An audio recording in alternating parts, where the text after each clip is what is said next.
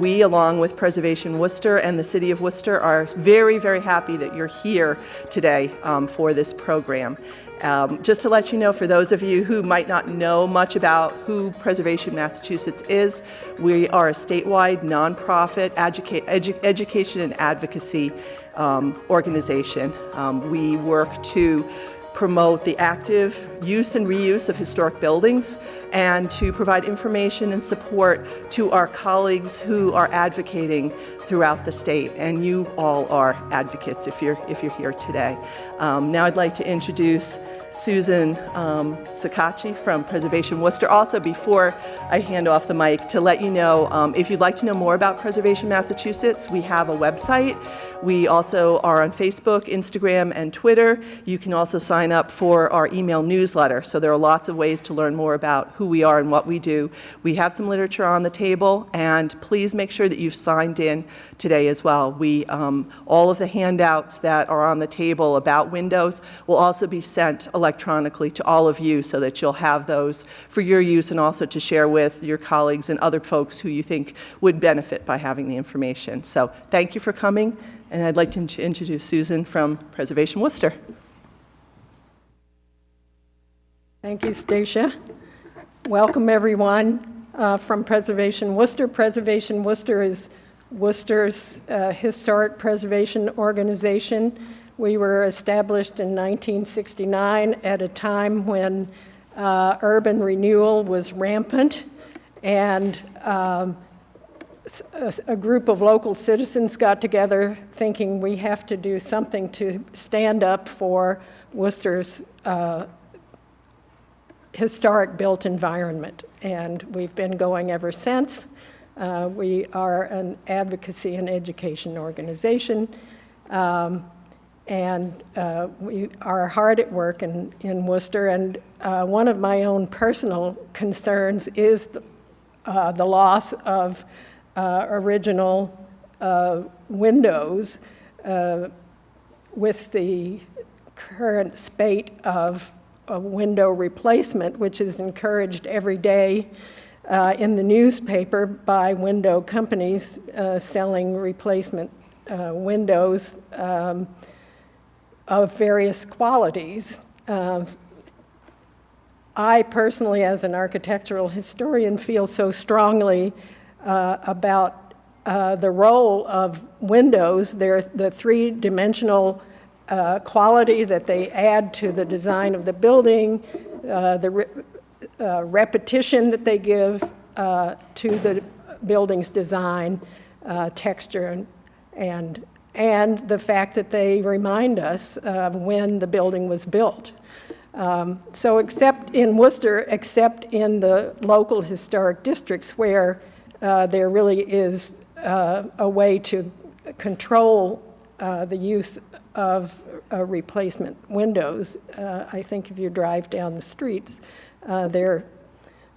many streets hardly have any of the original windows, wood windows, surviving. So today, for me, is a really important day, and I hope you enjoy the event.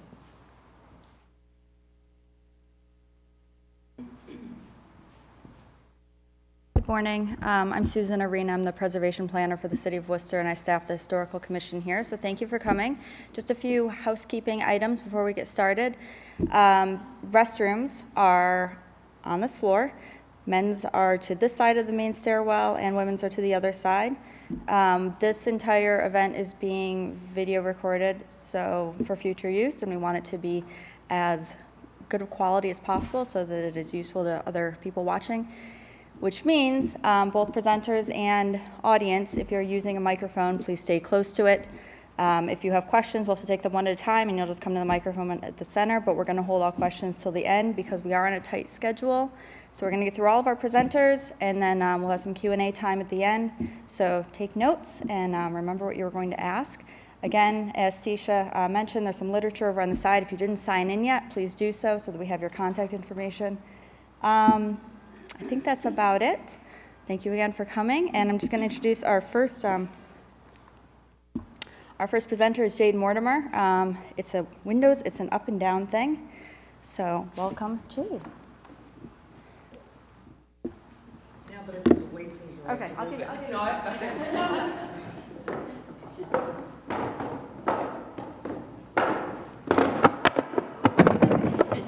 Is the table gonna hold?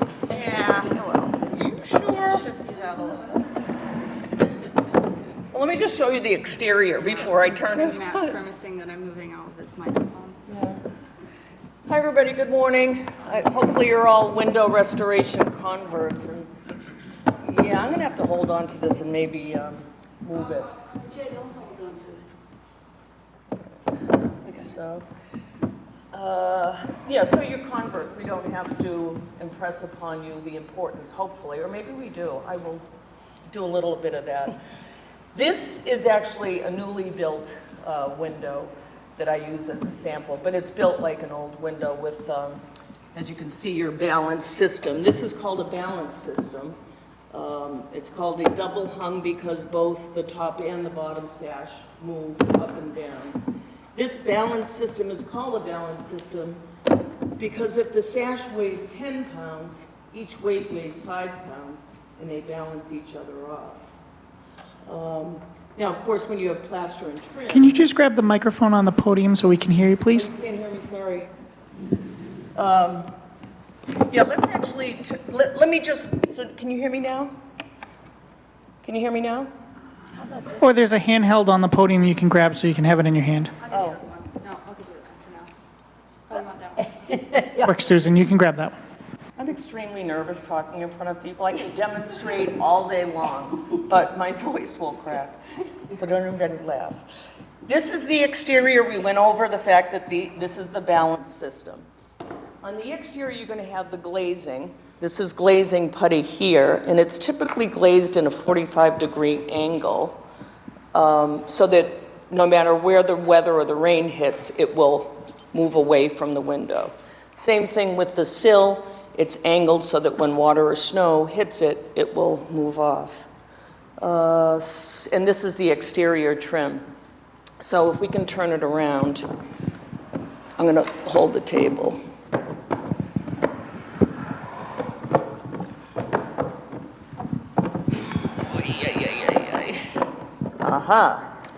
So this is the interior. You'll see that these muntins have profiles on them, and they, depending on the age of the building or the choice of the architect, the profiles will be a little bit different, but these are muntins. This is the bottom sash, this is the top sash, this is a meeting rail. The meeting rail is called a meeting rail because it's where the two sash meet. This goes up, this goes down, and they stay because they're balanced.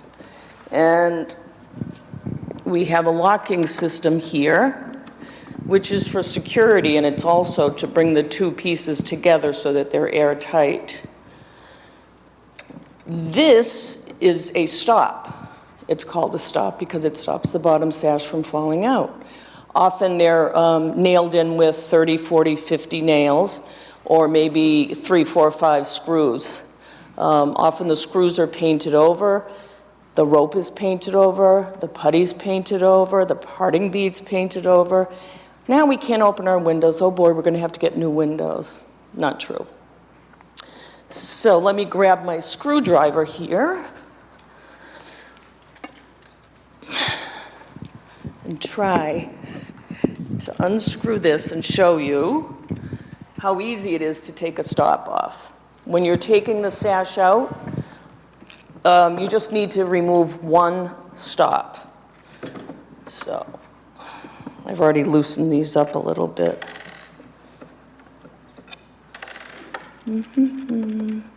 So these screws here allow for adjustment of the stop.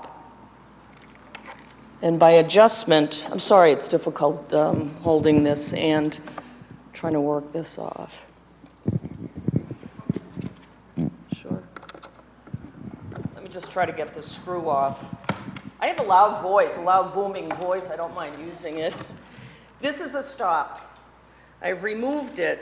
It has hardware. This is, if you can see this hardware, I can pass this around. It has an oblong hole in it. So it renders this adjustable. So in the winter, we want to snug it up to the sash and tighten it.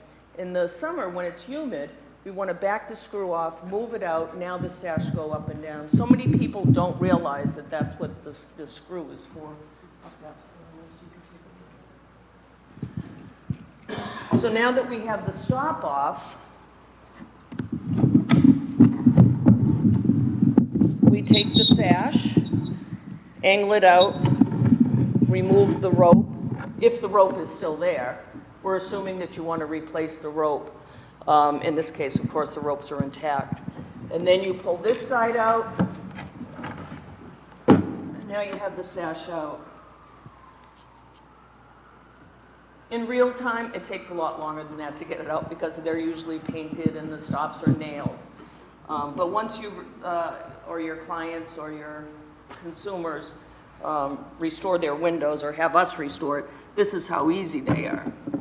Now, to access the weights, because this is going to have plaster and trim over it, you're going to use this pocket here.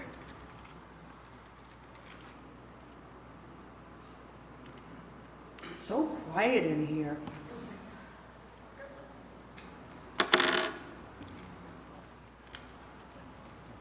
Now, often this joke is told with a blonde, a blonde man. They keep sending him a bill for the replacement windows. And he's, why are they sending me this bill for my replacement windows? They told me in a year they'd pay for themselves. And it's been a year.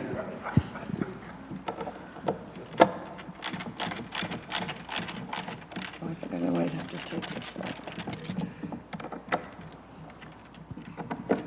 And you know the one about, they call them replacement windows because you're going to need to replace them at some time. An old window is going to last forever. I'm going to let this down.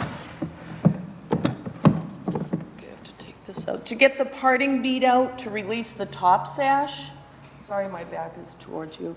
Let me just grab this tool.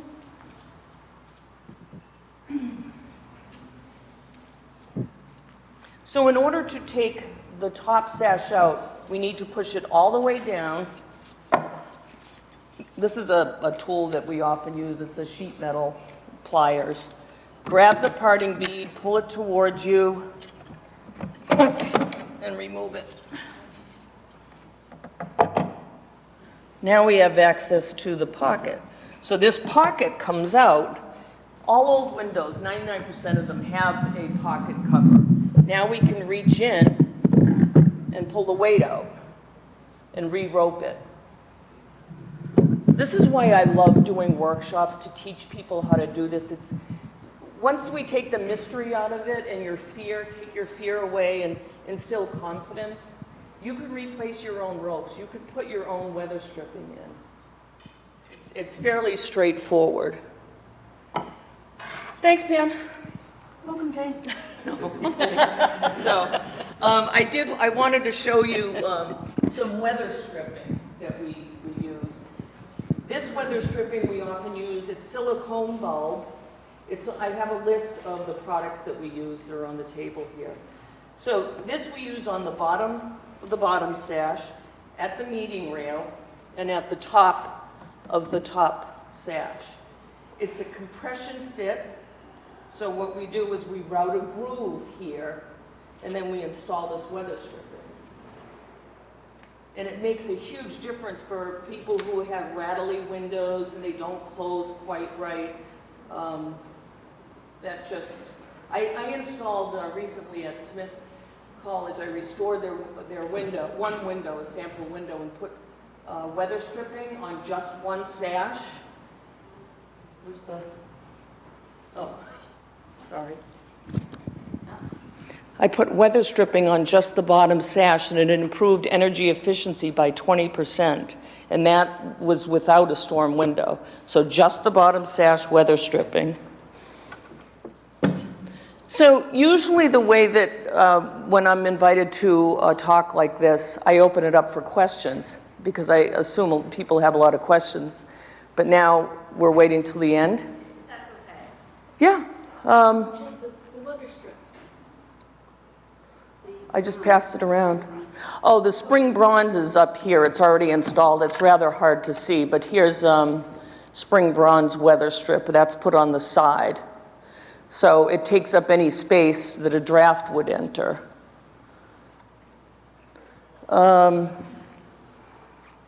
If I have 10 minutes, can we do 10 minutes of questions? Thanks. I'm a rule breaker.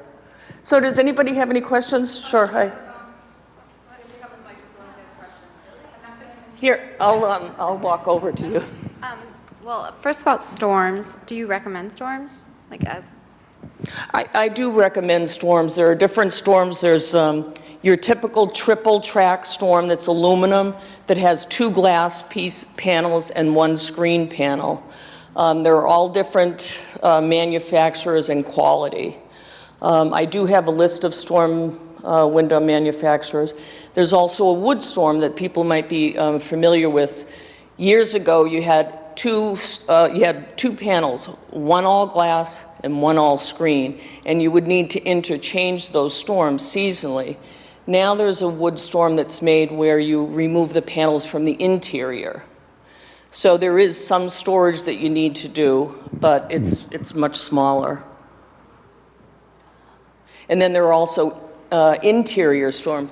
We suggest, if at all possible, that you use an exterior storm because it protects the exterior paint and reduces your maintenance. But they are excellent. The interior storms really work well. The other thing with that is that you've got to take them out seasonally unless you have an air-conditioned space. Anybody else? Hi. I'm going to assist you use them for video as well. Oh. Everyone's on screen.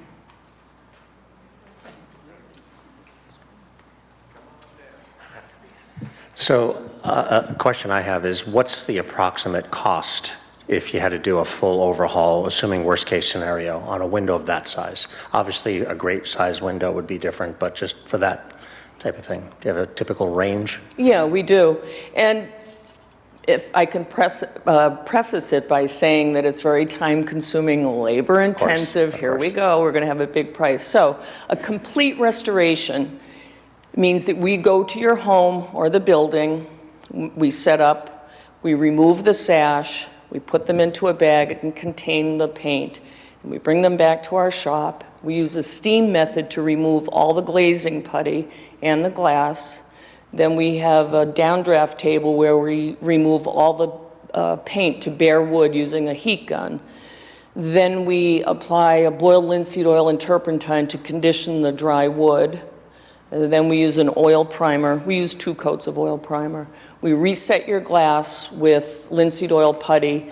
Then we apply 2 coats of oil finish paint.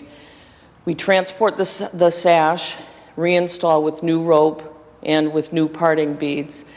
Weather stripping is additional. 6/6 is about $1,500. Mm-hmm. A 1/1 is about $900. Great, So. thank you. And, you know, a number of homeowners don't have that in the budget, so we also try to teach people how. People are always invited to my shop. We do have an upcoming workshop on June 2nd at my workshop. It's an all-day workshop for complete restoration, start to finish. Okay, thank you. Thanks. Anybody else?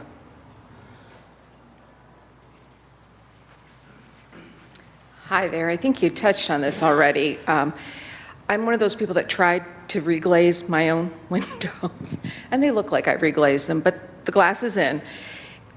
If you're not taking all the paint off, do you still put the linseed oil in that area before you put the glaze down? Yeah, that's a great question. Just didn't Yeah, know. that's Is a that great just question. conditioning it to make it stick? Or No, I'll explain it. So, Thank you. thank you. The question was, do you have to strip all the paint down? No. If you take a piece of glass out and you want to replace it, what you do is take as much putty as you can out, and then there's bedding that's first. You want to take all that out, clean that area. They're called glazing bars and rabbets. You want to clean that entire area, sand it down, and then what we do is we put, it's a 50-50 blend of boiled linseed oil and turpentine to condition the wood. The wood is dry, so if you put an oil putty on it, the dry wood is going to wick the oil away from the putty, and it will fail in short order. So we introduce the linseed oil, and then we put the bedding down. Now, there is another way. A lot of people don't have linseed oil and turpentine in their home shop, so you can use an oil primer. Personally, I don't use latex primers. On occasion, I'll use latex paint. But you want to make sure that that area that you've cleaned out, the glazing bar and rabbit, has an oil product, so the oil will wick into it. Anybody else? Okay.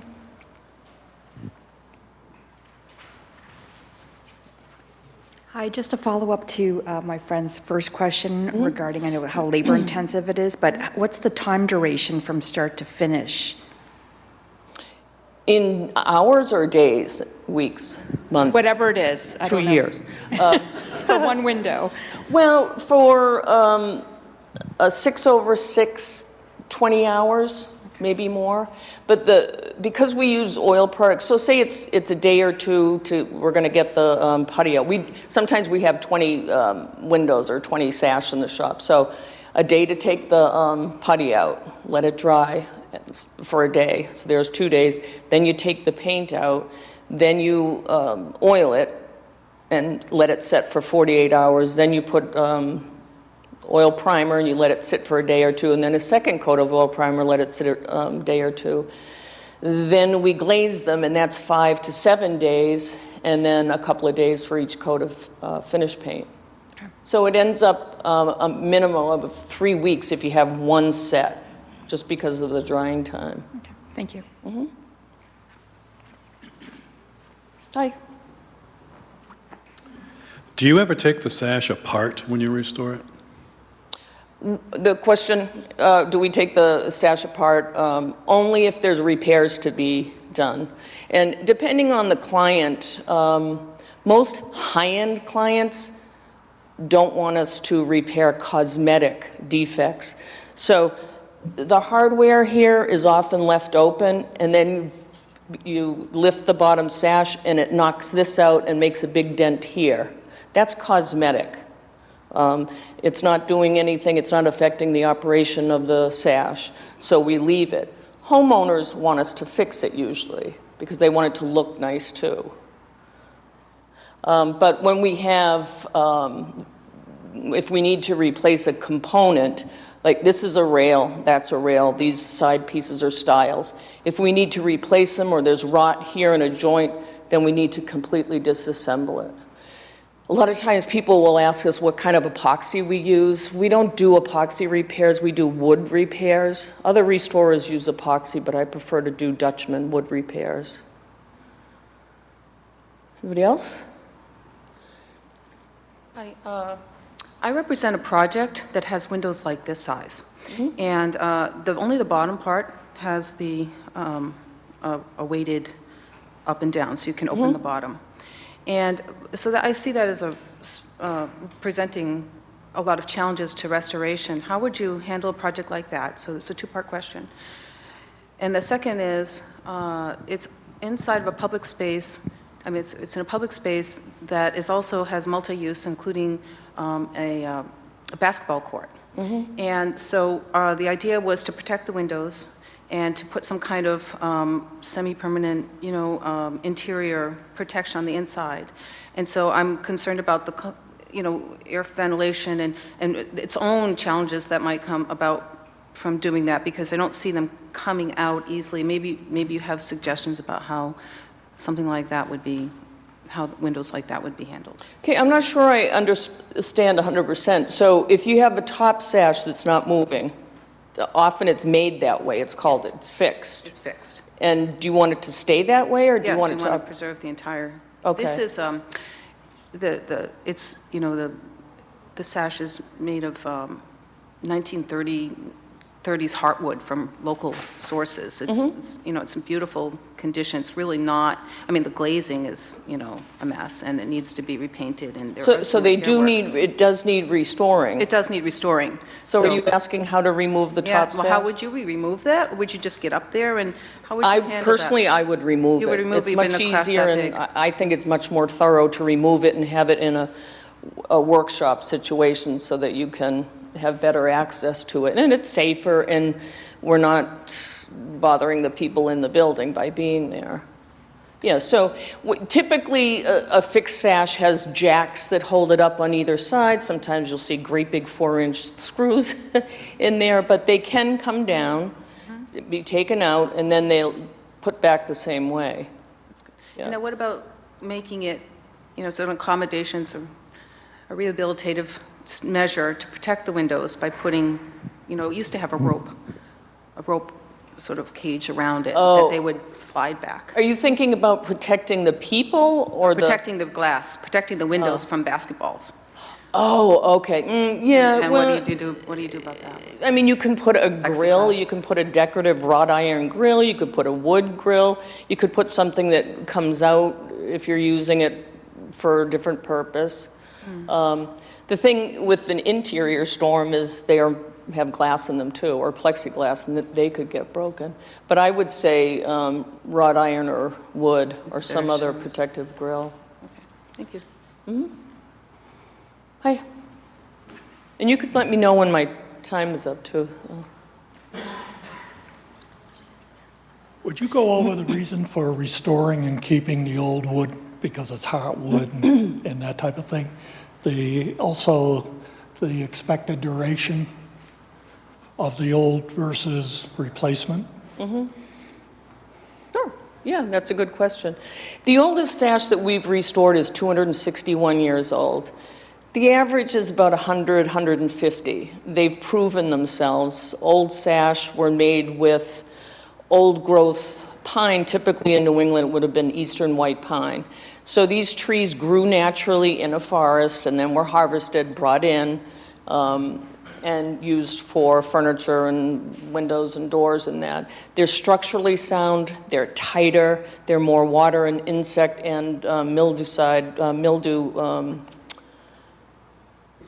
resistant. I kept wanting to say reflective. So an old window can last in perpetuity if it's maintained. And you know, a lot of times you hear marketing for replacement windows is no maintenance, but what they don't follow up with, just replace it. But with old windows, you can, paint is the great maintainer. Sometimes, these old windows were made to be repaired. You can replace a broken window, you can get a piece of cast iron, you can buy a pulley, you can replace a piece of glass, you can replace weather stripping. They can be repaired for hundreds of years. So yes, the strong wood, the old glass, a lot of people say, well, the windows are drafty or they single pane. One of the things I say is, I know when I'm driving my car a little over the speed limit, say 70 in the winter, I don't feel anything coming from that glass. And so it's not really the glass that lets in anything, you know, cool or it's the sides here. So if you have a storm window, the storm window goes around the perimeter and keeps the drafts out. And then the dead air in the center also acts as insulation. So if you go online and look at class action suits and enter any name of any commonly manufactured window, you'll find a lot of failure in those windows. I'm not sure if I sufficiently answered your question. You did, in part. Oh, okay. Can you go into some of the downsides on replacement windows? Downsides? My time's almost up. Hit the high points. Well, they're made with finger jointed. Well, you'll hear that your replacement windows are either vinyl, excuse me, vinyl clad or aluminum clad. They're made typically with inferior wood that has been forced to grow fast on a farm. So they're not structurally sound. And they typically use waste wood, which is a great way to recycle, but what they do is they finger joint the wood and glue it, and that glue does not hold up, especially outside. So you have breakdown there, and then, excuse me, there's a lot of rot issues. And again, you can't repair them, you have to replace the whole component. But one of the big, two of the big things with replacement windows are fogging up in between the two panes of glass and rot.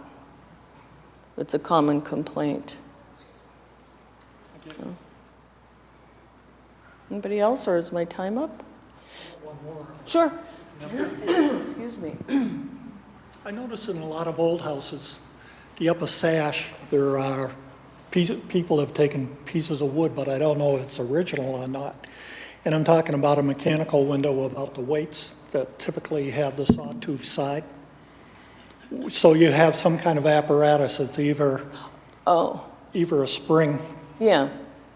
but that's only for the bottom sash. The top sash seems fixed. Is it supposed to be? Because my understanding is you open the bottom sash to let cold in. The upper sash comes out, down to let the heat out. That's correct, yeah. Okay. Typically, so the question was about window sash that have no balance system. They have no weight and rope.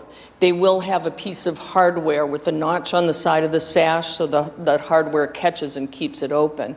And often the top sash doesn't open at all. It's rendered fixed from the beginning. Typically, you'll see those in a smaller, I'm sorry, you'll see them in a home where they're not especially tall, so they don't go all the way to the ceiling where the heat gathers. In windows like this, it would make a huge difference if the top sash was lowered and the heat up there would go out. So you can make, if a top sash was made fixed, you can make it so that it opens. In fact, a lot of times, so they're called jacks. If this is up, there will be a piece of wood here that holds it up. Those are called jacks. Often you'll find that the piece of trim stops here, so you can open the top sash partially. There's hardware available now that you can use as an add-on to stop the sash and keep it held in a certain position. I'm also available at the end if anybody has any questions. All set? Yes.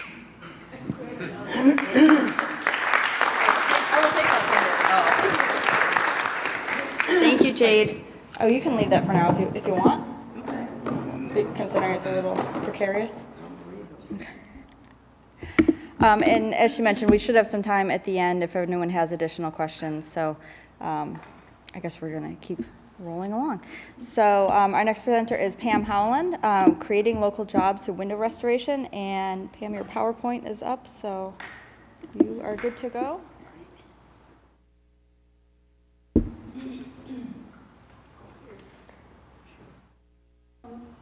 Oh. Your question about the wood and the reason why replacement windows aren't going to last is I just want to add to the couple things that Jay said. Eventually, everything leaks, water gets in. Oh, yeah. Okay. Thank you, Susan. Thank you. Okay. Eventually, water gets into everything. And this comes from these pieces of wood. I just want you, maybe you haven't had an intimate relationship with this wood, but if you're a tree hugger, you know that this wood isn't going to rot. It's better than anything it's going to, it's at least as good as anything we're going to get out of rainforests. This was our original wood that grew in New England. These pieces come from a factory building, and I have a picture of it. And I'm going to get myself all wound up with this wood before I get to start my presentation. So I'll get to the wood in a minute. But just to start where I'm supposed to start, the old window workshop is a woman-owned, worker-owned workshop. I learned how to do this work from Jade, and I was so excited about it because you can start working with very minimal tools. Someone can learn how to paint old windows. There aren't very many people who are painting Muntins, so that there's work. And everywhere you drive, except for right around this building, there is a lot of work that people can do right here. And so it's going back to a kind of economy that we first started with, where all of this beautiful wood was made by low-income, skilled people who took time. And that's the thing that we have. We don't have machinery. We don't have a lot of, is it? I need you a little closer to this. Okay. You're just soft-spoken. Oh, I'm soft-spoken. Okay. Can you all hear me, though? Okay. But what we do have are people who really need jobs and can do jobs. The reason why we are a woman-only shop is largely because women need a lot of flexibility, especially low-income women. They need to be able to, work on Saturday and Sunday when somebody else is home to take care of the kids, or work after school hours. Workshops can accommodate a new workforce that our traditional jobs can't accommodate. So that's the second reason that I got into restoring windows. But there are two things that I want to just communicate as strongly as I can, which is that saving old windows is an environmental necessity, and it is also an economic opportunity. So just from the environmental perspective, this is the building that this wood came from, that you've got. This building was built in 1839. So those pieces of wood are pieces that have been in the rain, in the storms, in the soot for, maybe I should use this. Okay. For generations. And they can stay another they can stay the rest of the generations that we might, not make. And the only thing is that paint, they just need care. But that's the wood that has been out in all kinds of conditions for all this time. The other thing, when you see old buildings, you can know that they were built out of local materials. They were built from trees that are right around here. The bricks were kilned right on site from soil, right, not far away from where your building is. And there is nothing that we make today that you can say that about. There's not one stitch of new construction or new materials that come from within 500 miles of New England. So there's the economic and environmental reason to save these materials. Environmentally, the best sand that is used to melt down sand into glass comes from delta sand. It comes from river sand, and it comes from ocean sand. And you can see the ocean back up here. That's how close we are getting to destroying our environment from new glass. It's unnecessary. This is totally unnecessary. If we can maintain our built environment, we don't have to cart materials from all over. The other thing is that when we do move all of that material by, big giant trucks that are swallowing up diesel and spitting it out into fumes out into the air, is we've got to burn it. We've got to put it in big, huge incinerators. And I love this picture. I don't know if you can see it, but I found it in the historic guideline archives in Holyoke. this is a woman who, and she's standing in front of a row and levels of little cylinder kilns. This is a glass blowing stick. And that's where the glass came from. It came out of these cylinders that people, blew by it, worked the glass out of the cylinders and blew it into cylinder glass, and that's how we got our window glass. What we're doing when we throw out a beautiful piece of art like that is we are having to replace it with glass that comes out of these giant furnaces that are spewed out, that are rolled out of the furnace in sheets as big as football fields. Maybe not football fields, basketball courts. But they're giant sheets. It only takes like 3 people to operate all of the machinery. This is one person. He's probably going to blow, a giant John Hancock building in an hour.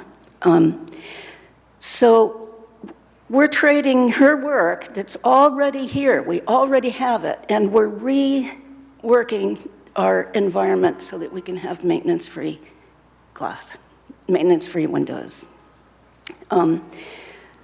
This is what I really feel like preservationists are called to do. Are you all on historical commissions? Is there anyone who's a developer? No?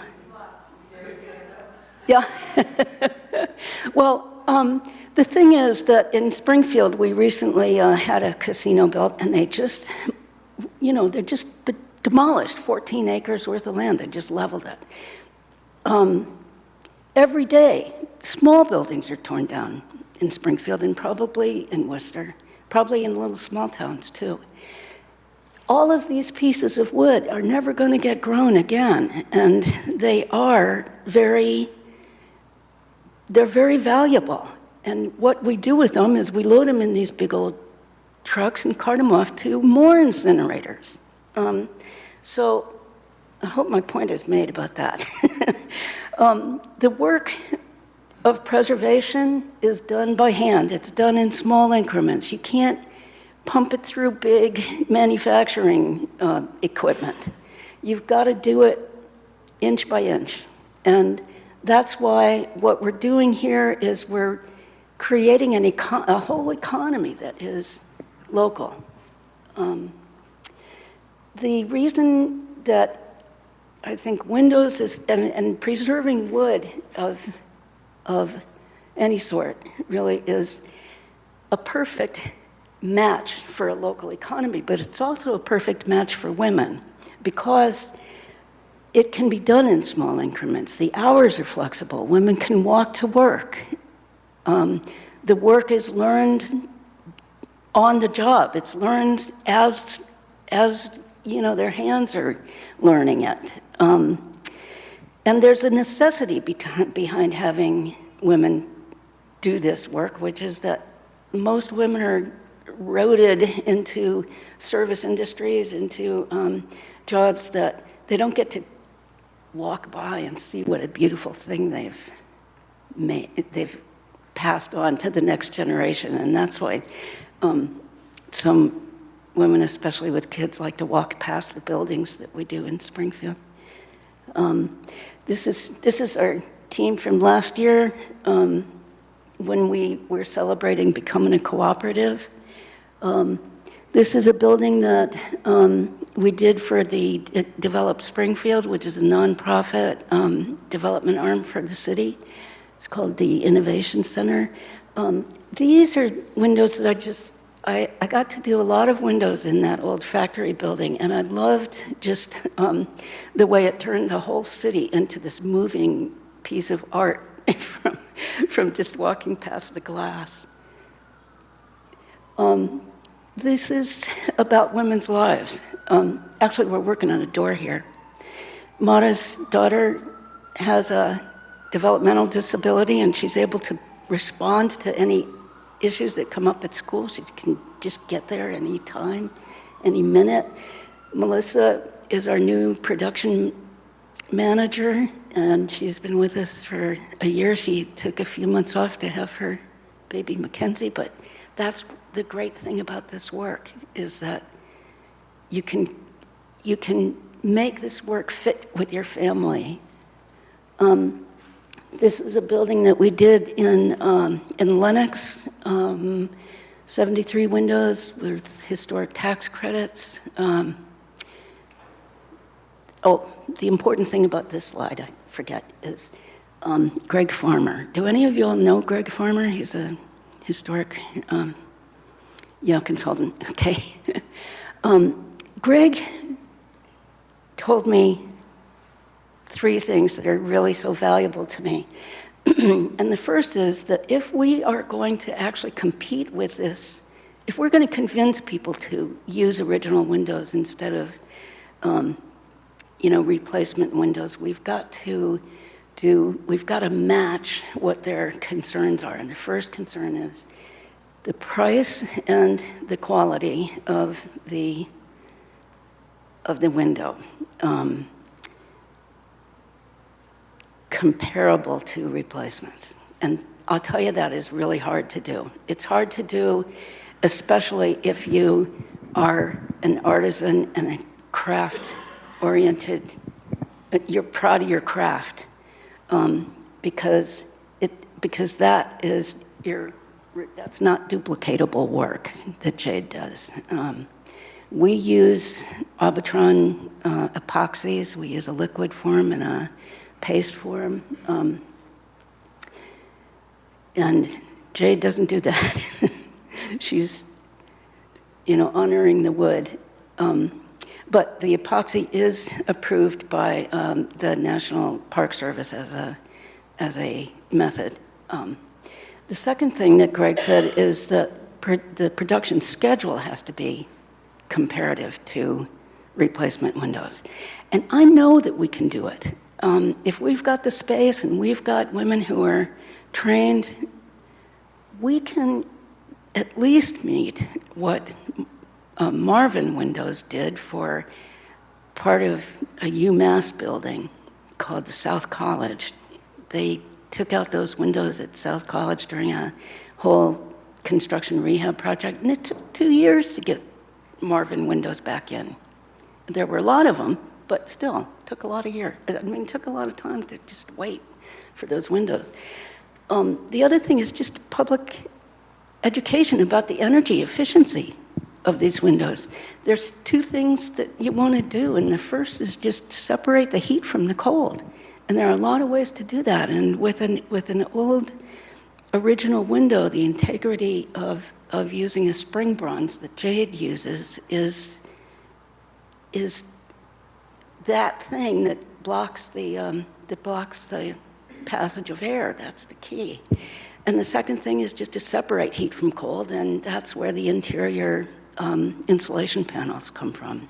So I think that, and also interior insulation panels can be done really cheaply, or they can be done really expensively with, super Lexan glass and all kinds of, mahogany trim and stuff mahogany frames and stuff like that. But we just it's a do-it-yourself kind of interior insulation panel that anybody can make. Here's this thing. Okay. So, this is the interior insulation panel at Stick. We did 68 windows, and those were steel-framed windows. And the professor who had to teach in that building said that she was really happy about it. So, I think that's about it. Any questions? Yes. Me again. Question for you. Is this on? Here you go. Yeah, so one of my questions, since you bring up the environmental aspect, unfortunately, I was recently educated by the Department of Environmental Protection that most original window glazing, not most, but much of the old window glazing contains asbestos. And you might be able to answer this too, I don't know. They said you must get it tested and it must be removed if it's found to contain asbestos. Now, you can get away with 1 or 2 windows and do it, but if you're doing a large project, an entire house, there are inspectors in this city, and a lot of windows go in dumpsters, but apparently that's not kosher anymore, or hasn't been, but it's not like a big flag item, but they're getting more and more determined to catch that type of work. How do you address that, if at all? Definitely address it. The city of Springfield is doing testing right now on windows that we're going to be restoring the exterior on. Yep, lead and asbestos. So what will happen is that the city itself will be removing those windows and wrapping them in plastic. Once they bring them to our shop, we have a containment area where, and we also are licensed as a minimum waste generator, minimum toxic waste generator, so that there are procedures that we need to go through to get rid of that material. And it's all very controllable. There's no reason that it should prevent us from taking care of tons of asbestos and lead paint. Yes. There you go. Hi there. I work for the city of Holyoke, and I saw that you had a project on Cabot Street. And I was wondering, have you done any mill-type buildings that were not seeking tax credits? Oh, sure. John Gregory's not looking for tax credits on his building. These old mill buildings are, in fact, I have a picture of his. The old mill buildings are chronically destroyed. You know, the windows are chronically, they're just like destroyed because of drafts. And it's so unnecessary. Whoops, where am I? Oh, well, I'm not going to be able to get there. Anyway, so window panes are falling out. I mean, he has to do it. He has to restore his windows for real practical reasons having to do with insurance as well. So, yeah, historic tax credits are very important for development, for a whole development budget. But when you've got a big building that's at risk of hurting people, you want to just make it safe again. So that's what we're doing for Cabot Street. Yeah.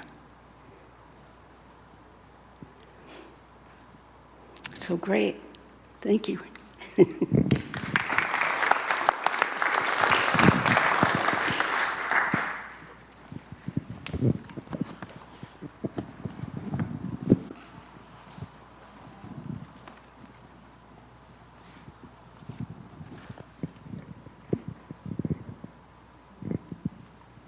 So our last presenter is George Dole, who's presenting a case study on the Whately Town Hall renovation project. So you'll get to see some of these things we've been discussing put to use in a real-life scenario. So it's all yours. Thank you. Thank you very much.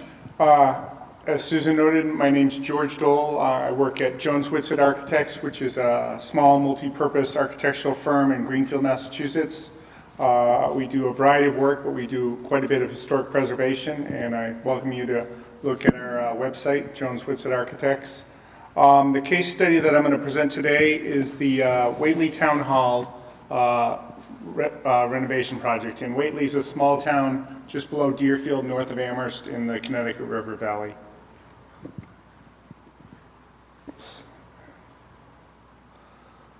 And the subject of my talk will be focusing on the Massachusetts public bidding process and historic window repair and using the Whately Town Hall as a case study. What year was that building built? The building, I'll get into it, but it was originally built in 1844 as a single-story community building church, and then it was raised to 2 stories in 1871. So the original portion, the upper part, was built in 1844, and in 1871 they lifted it up and added a second floor underneath. As it's noted here, it's served a variety of uses for the town of Whately. It was a school building in the early 20th century. For most of the 20th century, it was town offices with a town meeting hall at the second floor.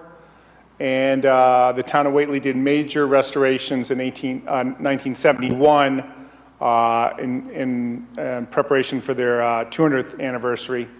And in 2015, the town ended up moving into a new space that became available for town offices. And the hope was that they would then do something with the old town hall so that it wouldn't fall into disrepair or be empty. And the town worked very tirelessly to get grants and get money passed for restoring it as a community center and moving the Historical Society for the town of Whately into the building. Oops. A couple photos. On the left is a photo from 1905. This is when it was a school. Had a door in the side. And the second one is a street view from 1926. As a public building, and I'll read some of this off, but go into a little more in depth, renovation projects must follow the Massachusetts general laws for public bidding. And generally, the most important parts of that is that it's a competitive bid process with the lowest general contractor or historic building contractor, depending on how the qualifications are set, is awarded the project. So it's not a qualification base, it's a price base.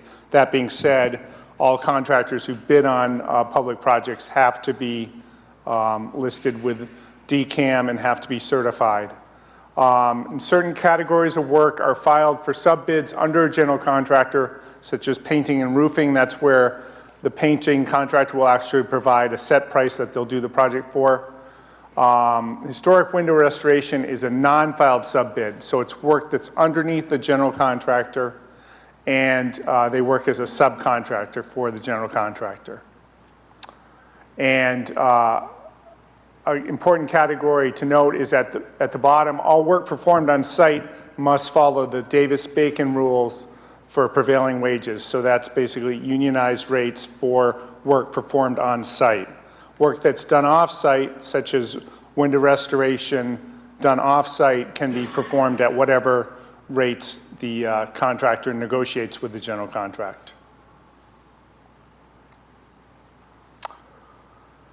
And in terms of just the coordination for our office or any architect's office in preparing historic restoration projects for public bidding, we prepare construction drawings, bid specifications, carefully detailing the type of repairs, whether epoxy is allowed or Dutchman wood repair, types of whether you're going to replace the weights or with sash balances or they're going to be kept in place.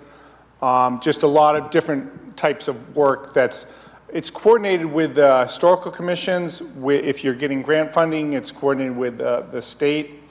And it's also coordinated with what the preferences are of a building committee. But very important categories or items to delineate on a public bid project are items like who's actually responsible for taking out the windows, who's putting up temporary protection while those windows are out for 2 weeks or 2 months if the work's in the middle of winter. And another note is during the bidding phase, addenda are issued, so contractors will ask questions. They'll look at the bid documents and they'll review them and they'll come up with questions. Well, something's not clear or we don't believe that that's a viable way to do it. We have an alternate method, so that'll be reviewed and discussed. A site walkthrough is generally coordinated to allow contractors and window restoration contractors to visually inspect the windows to see exactly what state of repair or disrepair they're in. And as Pam had noted before, things like timeline for completing the work is spelled out in the contract documents. And obviously, if you have a very tight timeline, you're going to get higher prices and you'll get less bidders. Part of the project is trying to figure out what, with any part of it, whether it's the roof restoration or the window restoration or whatever else, is what can work with schedules so that if you have a 10-month construction period, if you can do windows throughout the process and not just at the very end or in one portion in the middle, it allows greater flexibility both for the general contractor and for window restoration contractors. And the window restoration contractor ultimately provides a price to the general contractor. So it's not a filed sub-bid, but they will be held by the general contractor to what price they give. And that's why the window restoration contractors have to make sure that they have a clear understanding of what they're supposed to do in their work and what they're not required to do. At the Whately Town Hall, the first floor windows, which again, as the building was raised up, are later windows. They date from the 1870s, because that's when the first floor was added. And they are actually relatively, they're the oldest windows in the building. We're in fair to poor shape with very relatively narrow meeting rails, whereas the second floor windows were done in the later 19th century and much larger. So the original ones probably were, for whatever reason, replaced at some point at the second floor, at least in terms of our research with historic consultants.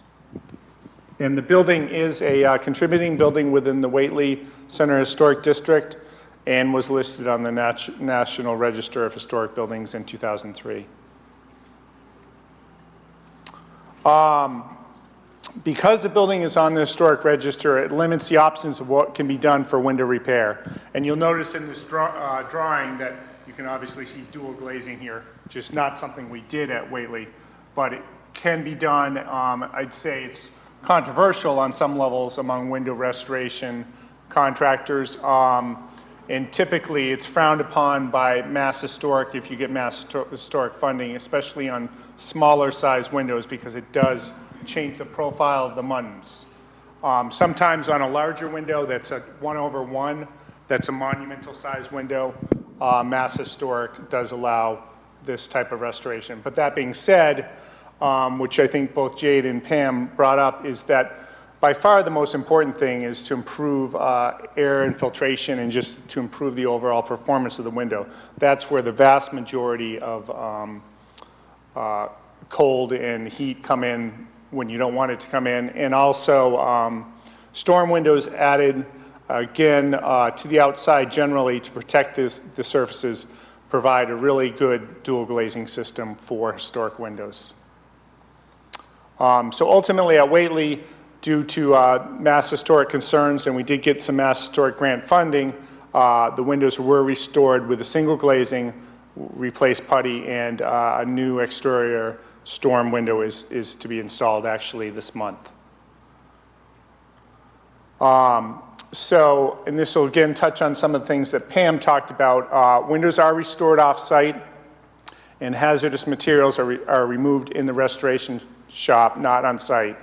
On a note on that, we did have abatement throughout the building, especially work that was done in the 70s where there was asbestos. So there was hazardous materials contractors on site, and we did have to work very carefully with our hazardous material engineer and Mass Historic to coordinate to make sure that the windows were only removed and bagged by the abatement contractor, because you do not want them stripping the window on site. You want that restored and stripped in controlled conditions back at a window restoration contractor's shop, where it can be carefully monitored and they're experts at doing it versus just abating it and destroying the window. A couple of things to note. So these were just go through this quickly, but Pullman sash balances are what ultimately ended up being used here to keep in compliance with Mass Historic. Fiberglass insulation was put in the sash pockets so that if the town or anyone in the future decided to restore the weights, those could be restored. Accurate is the name of the company. Metal stripping installed at the perimeter of the sash at the sides with a new mahogany parting bead. And Allied Windows, which is out of Ohio, is the storm windows that we used at the Whately Town Hall. And again, as Jade mentioned, silicone bulb weather stripping is installed at the bottom of the bottom sash and the meeting rail connection. And at Whately, we did allow for consolidation and filling of deteriorated areas with epoxy materials, but also Dutchman wood repairs. So the project was put out to bid in August of 2017. Bids were due in September. A total of 6 general contractors bid on the project. And for the entire project, which include handicapped accessible renovations, as well as new lighting, new electrical, and new heating systems, slate roof repair, the total building repair costs were $1.3 million. And Westfield Construction out of New Hampshire was a low bidder. Window Master, which is a window restoration company out of New Hampshire, was the window restoration contractor that the general contractor chose to go with. And a total of 27 windows were restored at the Whately Town Hall, varying in size from around 3 foot by 6 foot, 6/6 windows, to 4 foot by 8 foot, larger 6/6 windows. And the approximate value of the window restoration work was $80,000 plus the abatement costs of $10,000 and the storm windows, which was $15,000. And that's I'll give the breakdown here. That also includes the work related to removing them and putting them back in. And I think it's really important for historic preservation advocates and people to realize that when you talk about the cost of replacement windows versus restoring wood windows, especially on public bid work, you have to keep in effect the understanding of if you're, it's one thing to take out a sash and put in a smaller sash, which it wouldn't be allowed anyways, where you actually shrink the opening. But to truly put in a new wood replacement window to keep the same profile, you're doing significant work at the sash, at the trim, removing things and having to repair them. So the cost of putting in new replacement wood windows, even if they're historically accurate, can get very expensive and equally, if not more expensive than window restoration. This is an interesting example at the front of the building. This is an upper level mezzanine where we actually, just a storage mezzanine, and we cut open and allowed, so at the second floor at the main meeting hall, you're actually able to see the full height of the window versus for 100 years it was just cut at the middle and you'd only see it in the upper storage room. So unfortunately the storage room upstairs doesn't have a good light anymore, but it was a worthwhile trade-off. In terms of grant funding for the whole project, Community Preservation Act funds, which are certain towns in Massachusetts, approximately I think 50% of them have a small surcharge on property tax over $100,000, and a significant amount of money was available under that. There's a Green Communities grant, the Massachusetts Historical Commission grant, which was $60,000, and a significant focus of the grant award was for the window restoration. And the Friends of the Whately Town Hall had raised $150,000 plus. And it was definitely a project that got a lot of support throughout the town and a lot of work by a variety of groups. And that's a picture of it before restoration, which it even looks better now, but the good thing is that now it's fully accessible. It's got windows that will allow for comfort and usability, and the windows are operable. The exterior storms are able to be, they have a fixed upper sash, but a removable lower sash, so in the summer you can put in a screen and let air into the building. Thank you.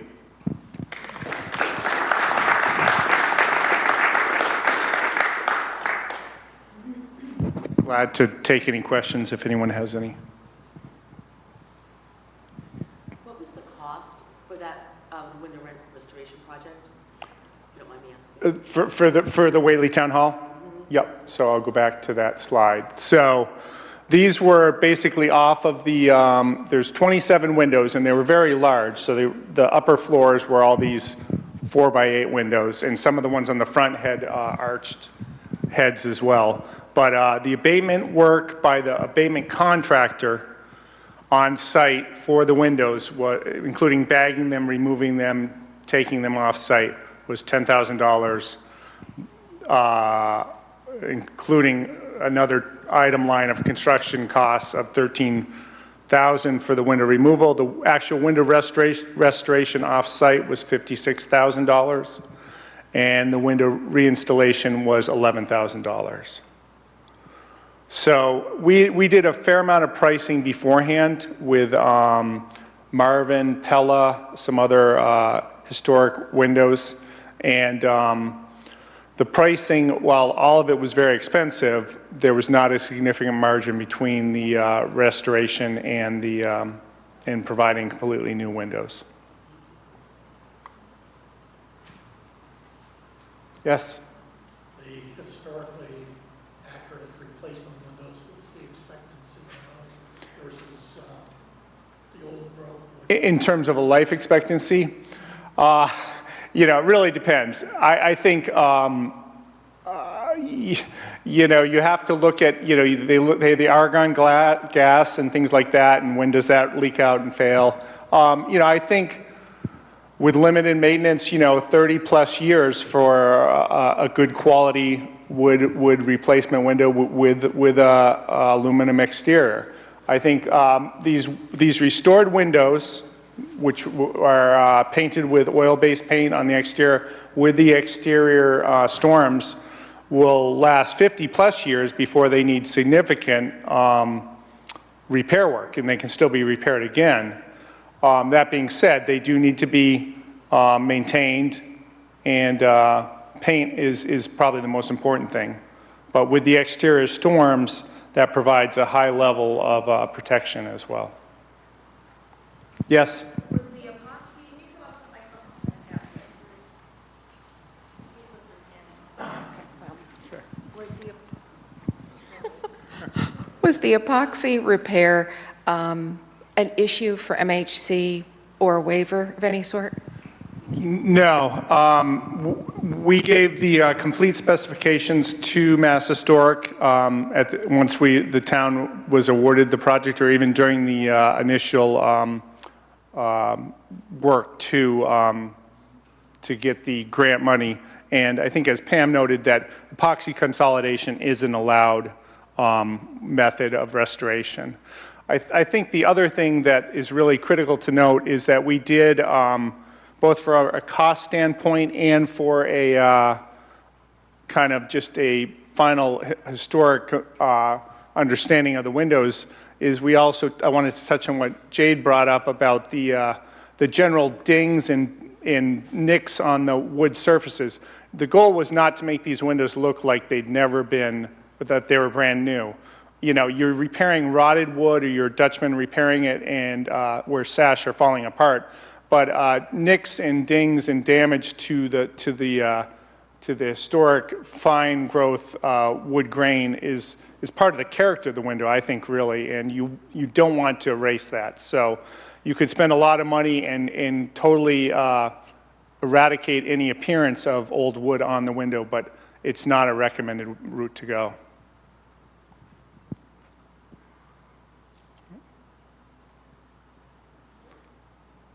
All right. Thank you very much. I didn't realize this one wasn't working.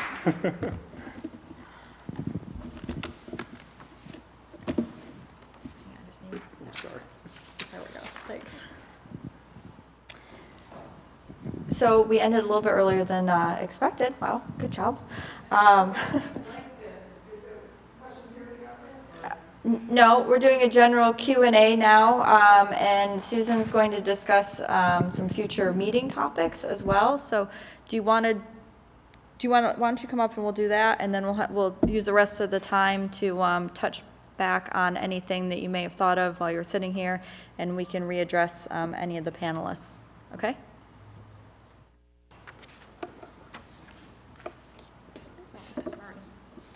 So I think first, this has been a great overview of what it takes to preserve windows. And I personally was delighted to see that because historic windows may have asbestos in the putty, that you don't actually have to throw them out, because I hear that again and again. We must throw out the windows because there's asbestos in the putty. This really opens up a much wider chance to preserve windows. And you see this often in mill buildings that have lots and lots of windows. And we forget that these windows that are taken out are either go to the landfill, or they are, as was mentioned, they are incinerated. They're lost forever. And as was mentioned, they are sort of works of art in their own right. And another thing I really was happy to hear was that many building owners want the windows to look as if they have been used for 100 years or 150 years. That's, in a way, part of their charm. And it also tells a story.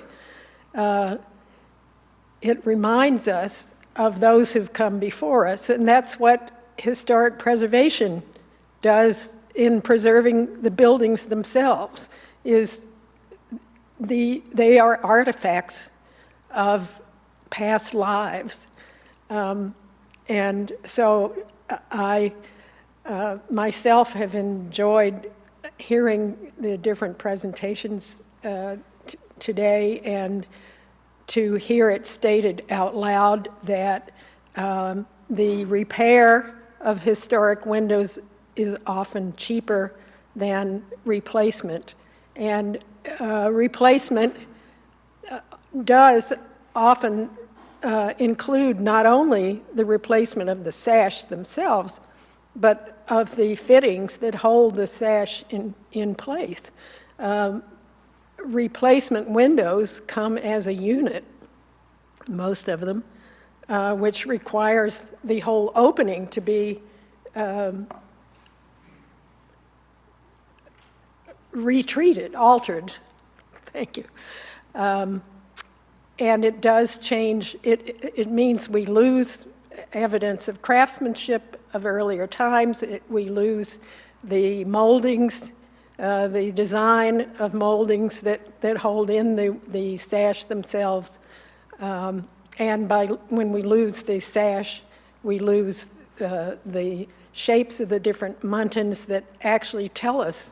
As was mentioned, I think it's possible to tell where windows have already been replaced sometime, because you can see a difference in the manufacture, in the shape of the moldings, the muntins that survive today. So there are a variety of reasons for saving historic windows, and I was delighted to hear these different talks. So if others it was great to hear people's questions as the talks went along, and perhaps people have additional questions that they would like to bring up now before we decide what we might like to hear about another time. Yes, come. So I have a house in Uxbridge that we've redone most of the windows ourselves, and every single one is old, not one replacement.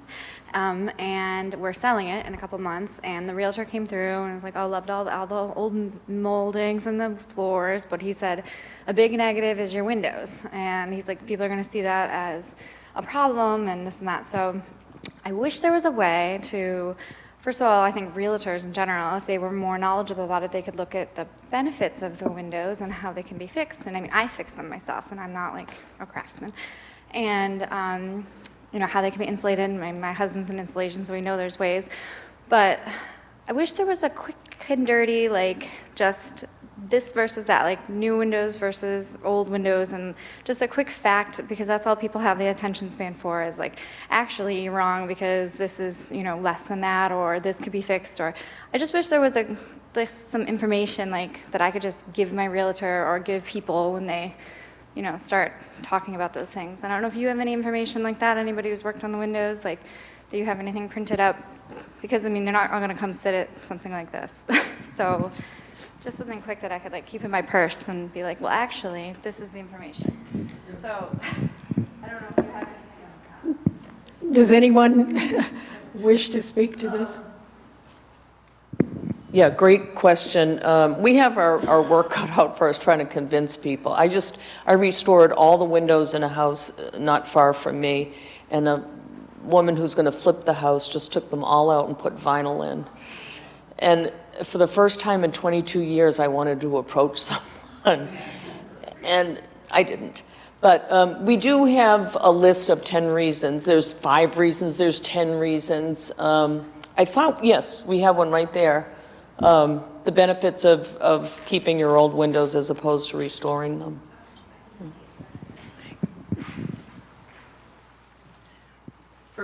For those who might not have picked it up, there is a 4-page historic windows bibliography on the table that you also get electronically, and on that includes things like the 10 reasons why you should do this. It addresses energy efficiency, it addresses ecological reasons why one should do it. So it gives you things from the Preservation Green Lab that talk about studies that have been done. So if you didn't pick up the Windows bibliography, you might want to do that. It's also available on the Preservation Massachusetts website. We have a whole section, as well as I wanted to make sure to point out that the 2 of the 3 presentations from today had been previously given at a meeting in Greenfield earlier this year, and those George Dole's presentation as well as Pam Howland's presentations are also available. The PowerPoints are available on the Preservation Massachusetts website. So if you do go there, you'll see that information.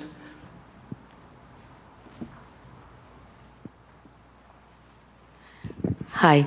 I live in an old house built in 1786, and I recently had a mass energy audit, and we were not eligible for a lot of rebates and other things because of our old windows.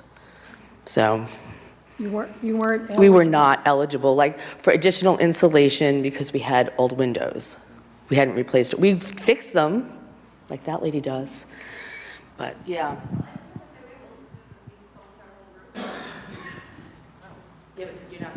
I know, I'm just saying that that's ridiculous because you can still insulate and it makes a difference, but. So under what conditions and what? Because I have single pane, they're not double windows, and it's an old house, it was not eligible for more insulation like in the ceiling. We could pay for that on our own. The Massachusetts energy audit. That's not the case. I had an audit and it's not. I just had my audit 3 months ago. I'm just saying, your auditor might have been wrong because they told me I was eligible for attic insulation, and I have old windows, 1929.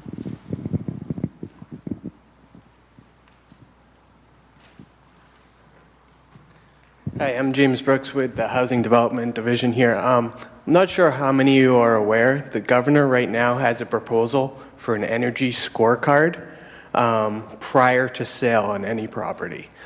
So this is something, regardless of the age of the home, that could potentially put a stigma on the house. So it's something you might want to think about maybe for a future meeting, how to get out the word with both realtors and other legislators about, because it has a pretty good chance of passing.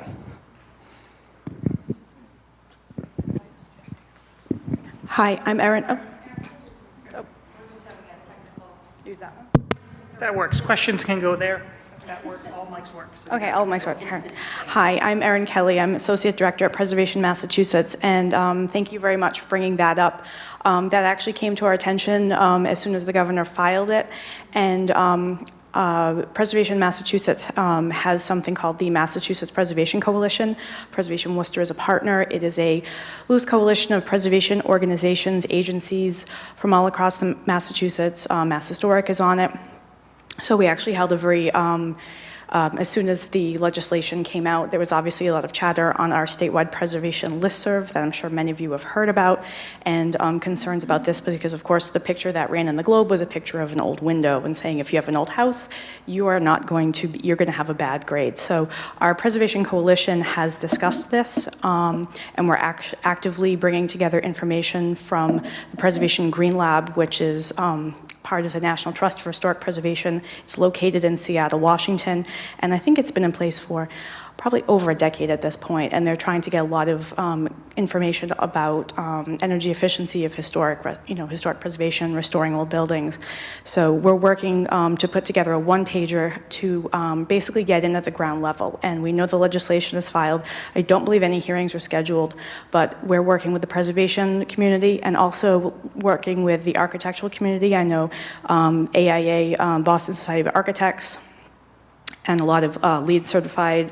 There's a lot of groups in Massachusetts, especially realtors, that have problems with this legislation. And I think it is our goal to try to proactively get in and get it to seat at the table of the discussion to say that, just because you have an old house doesn't mean your house isn't energy efficient and that everything old is bad. So I just wanted to mention that we are actively working on this. If anyone has any questions, I have cards at the table, or if you'd like some more information, like to be kept up to date or involved, just let me know. So.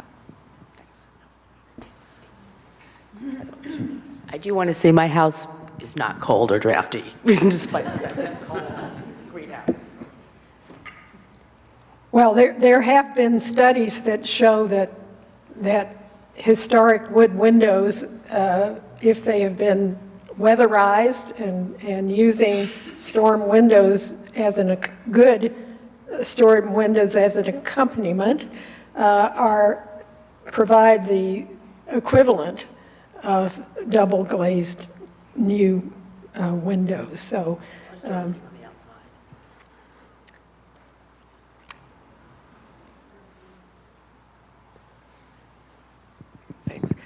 Joe Hart. I'm not that much interested in historic windows. It's just what I call real windows.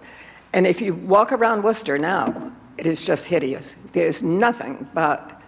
Earlier, of course, what annoyed me was the commercial buildings, because I'm more interested in commercial buildings.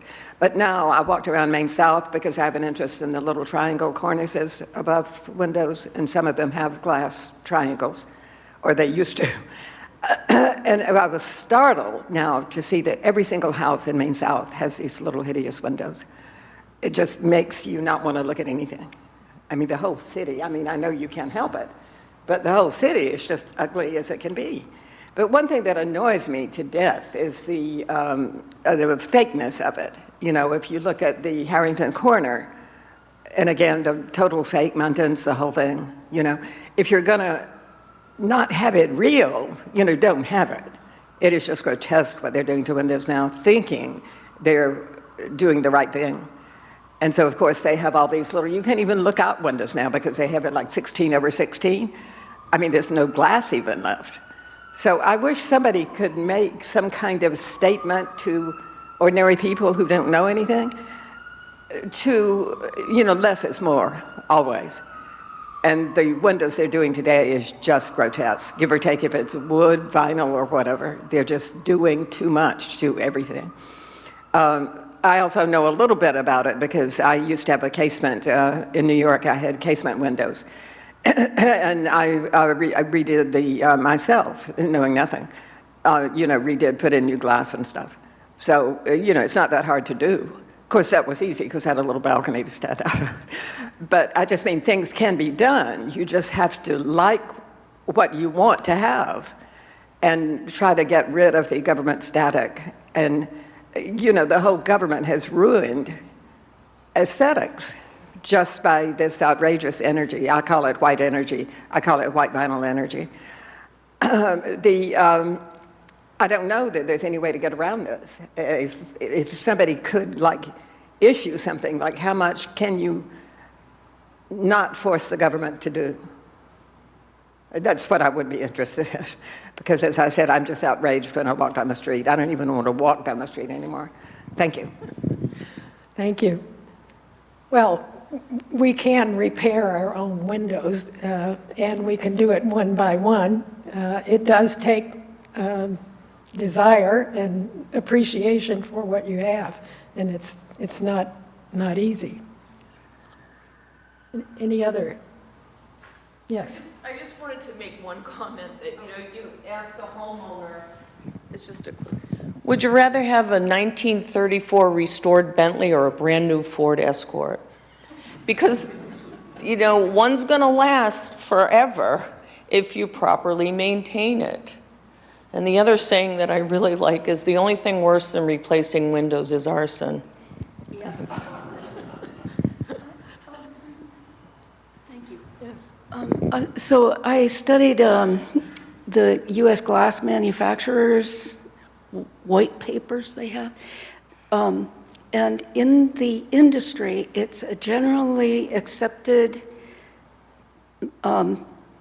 element that's built into the warranty that 30% of any replacement window is going to need replacement within 10 years.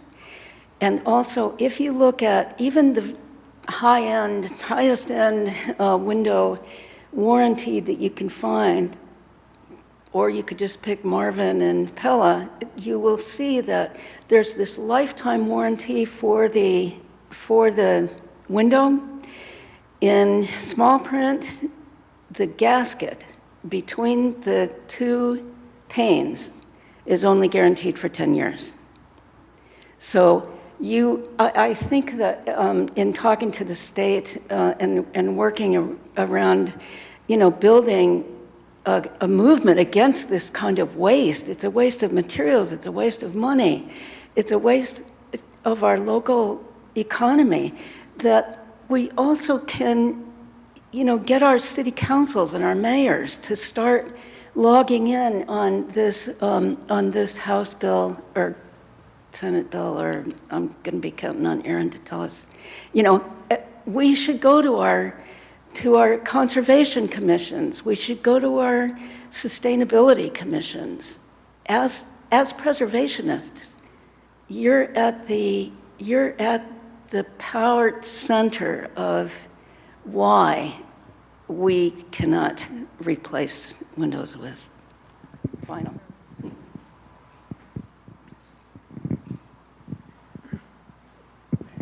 Any last questions?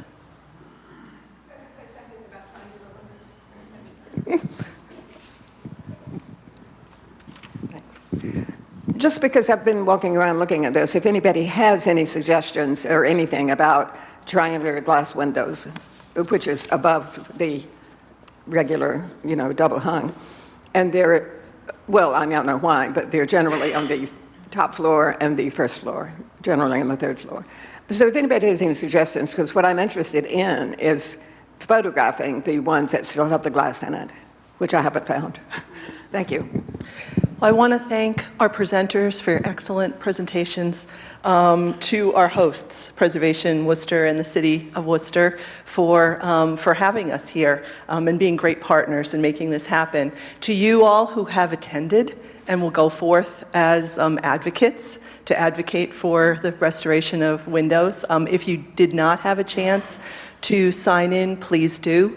And if you are interested in learning how to repair and restore windows, we are hosting at Jade's Shop on June 2nd a workshop, an all-day hands-on workshop. If you go to our website or contact me. I'd be happy to share that information with you. We have a few spots still left. And we have 6 spots left in that workshop, but it is limited space, and you get to see Jade's workshop and the entire process. A great opportunity. And also I encourage all of you, we hope that this will be the first of a continuing series of meetings that will be hosted in the greater Worcester area, working with our partners. And so if you do have topics you would like to see addressed, please forward your suggestions to myself or other hosts who are here so that we can make sure that we're offering programs that will hit the topics that you are interested in seeing addressed. So thank you. Our presenters will be staying for a while, so feel free to engage in further conversation, and thank you to everybody.